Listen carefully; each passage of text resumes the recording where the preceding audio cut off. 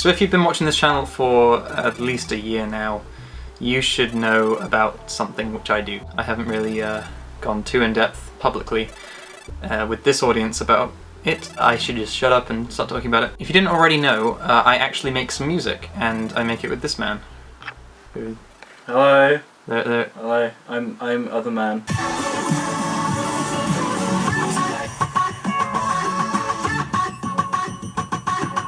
Person. This is Rob, and he makes music, and I will give you a short history of how this came to be. So maybe about 2 years ago, a bit over 2 years ago. 2014, yeah. I was one of them. I was a Brongo. The Bronies, or as I like to call them, the Brongs. I was a Brongo in the Congo. I found Alex's channel here, this channel, and I was like, oh, this guy is cool. I sent him a message. Maybe he might respond. That was my phone, and he did. And so we got talking. We became good friends. I said I make music. Like, oh, I need something for a video. Well, I want to try and get this sort of pogo type song for the Brony Community Part 5. Which was what we were talking about in 2014, so that gives you an idea of how long it took, the actual cartoon. That was just before Everybody Hates Pinkie Pie, I think, as well. She making fun of the way we talk? Yeah, you should be ashamed of yourself, bigot. What's wrong with the way we talk, you son of a bitch? Wow. Yeah, it was just before that. That is crazy. So where's that song, Rob? I have it, but you do not want to hear it. It's terrible. It's I sent it to you once, and I think I called it "This is the worst thing you will ever hear."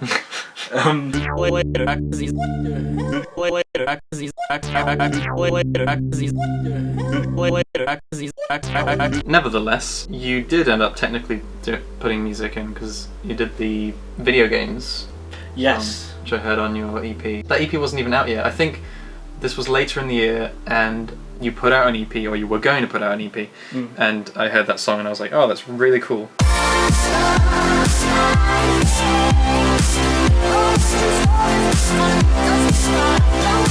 I don't know if I told you, but I was planning on asking to use it in the Brony Community Part 5. That's really funny. Once again, at the end of 2014.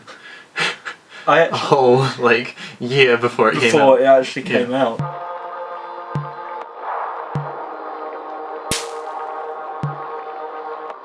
I originally made video games with Venom, who made some of the tracks from the older ones, and I made it because I liked the songs at the end of your video. You might not know this, but the tracks I used at the start of Brony Community Part 1, 2 and 3, they were all produced by a guy who went at the time by the name of Venom. I found his music through Christopher Bingham's videos at the time. I think it was during his 2012 videos. I was rewatching them.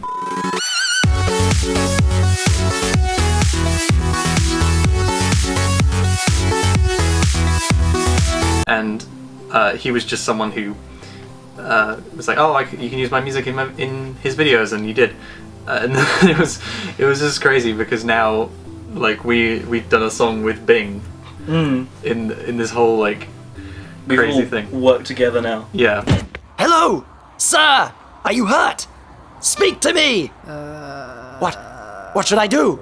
I'll call an ambulance. But what's funny is, if Bing hadn't used Venom's music, Flyover wouldn't exist. Yeah, it's bizarre, isn't it?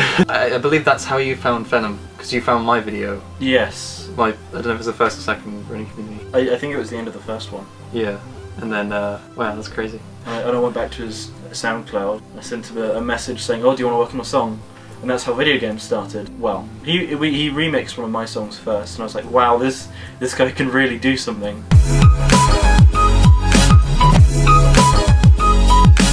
Yeah. And so we worked together, and then I got chatting to Alex, and then you used it. It's funny because you and Venom were friends before me and you. Yeah. And that's just weird to me. Yeah, we're all friends now. Venom now goes by the alias SDR. Since changing to SDR. He's done music for my videos as well. He did the score for Our Son. Most importantly, we told him that we would always, always be there for him. Some music in Everybody Hates Spike. So, is that why they call you Spike? Yes. And the Jay Holocene as well.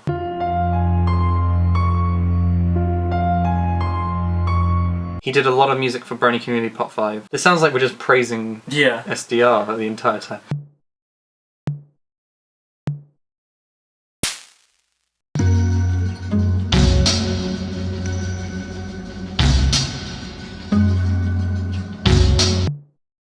This summer, hide your tablets. Buckle up, boys, because your friendly homages and fan appreciation. But yeah, so you wanted to make this music for my video, and then that's how we started talking. Then halfway through 2014, I came to you with an idea. I was like, hey, next year, meaning 2015, I wanted to do some sort of experimental music project, like a music/video project. It was like an art piece sort of thing with every month a different sort of genre and stuff. And it was a cool idea and concept, and I thought it would have been a good collaboration, and we still might do it one day. Yeah. I can imagine. But that kind of changed in the coming months after that to let's just do music together, because I don't see why not. I'd actually completely forgotten about that. And prior to Sunspot EP, our first EP, I hadn't done much production other than maybe like very basic stuff. I think this was honestly like the first kind of jump into heavy production that we've both done of kind of original stuff. I don't know, what do you think? Yeah, definitely for myself as well. Because I thought I was making really basic songs before I met Venom, and then he taught me an awful lot. And then both Alex and I learnt an awful lot together, and now we're both we're both better than we've been before. Yeah.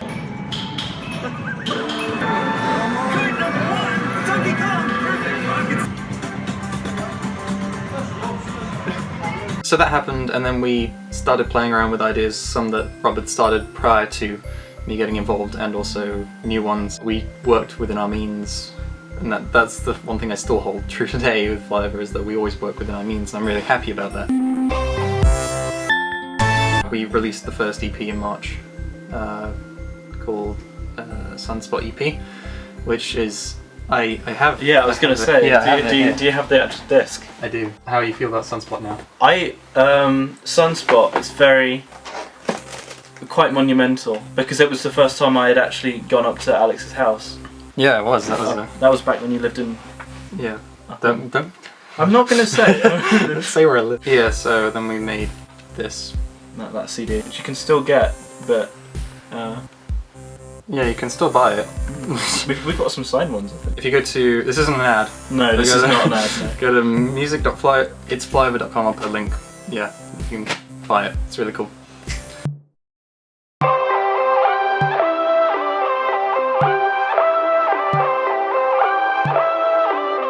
So yeah, we made that, and it was kind of the starting point to how we would want the sound to be.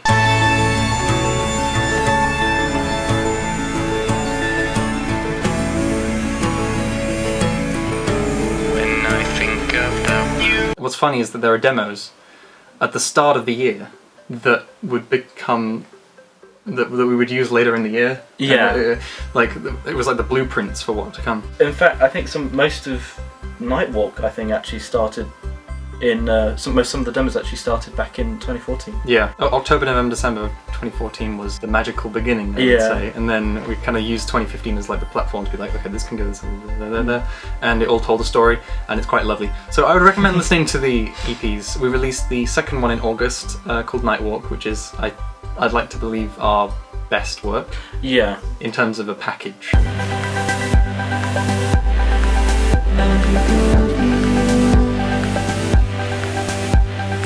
I don't think that they're the best tracks that we've made, but I think together it's the best sort of project that we've put out, this Flyover. It's I think. definitely So far. Yes, so far. Yeah. I think the way I see Daydream EP is taking everything that we've done from the first 2 EPs and tweaking it in a way that we create a signature sound. Yeah.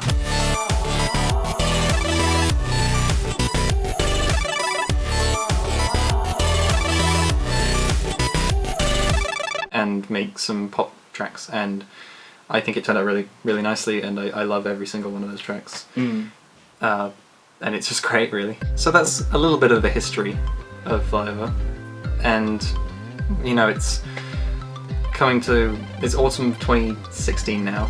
Yeah.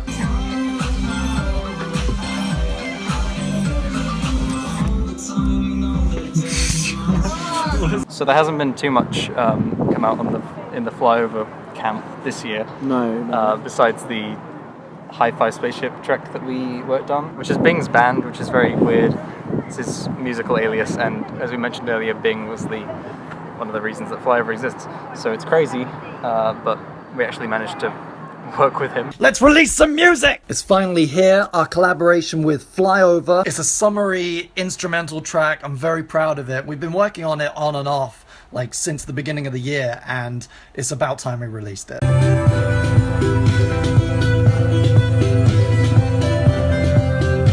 And also we put out the new Nearly There single, which you may have seen on the channel.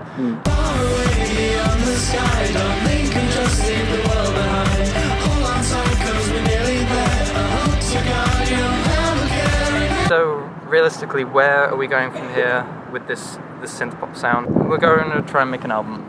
Yeah. We're going to definitely take our time. Yeah. It's something that we both want to be proud of at the end of the day. It will include some tracks that we've already released, but as well plenty of new ones. Anything else you want to say about Flyover? Apart from the fact that it pretty much changed my entire perspective on music and also my life in general. No, not really. Not much then. And I would have to say the same, that it was.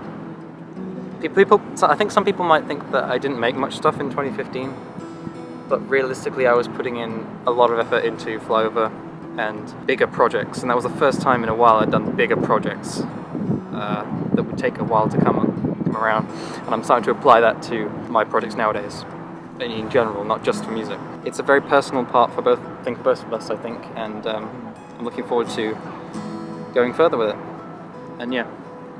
I think also, speaking on your behalf, I think that when you were saying just now that it's, people might think that you weren't putting as much creative output in 2015. I think you actually did more than you had done previously, because you were doing both music and animation, your video work.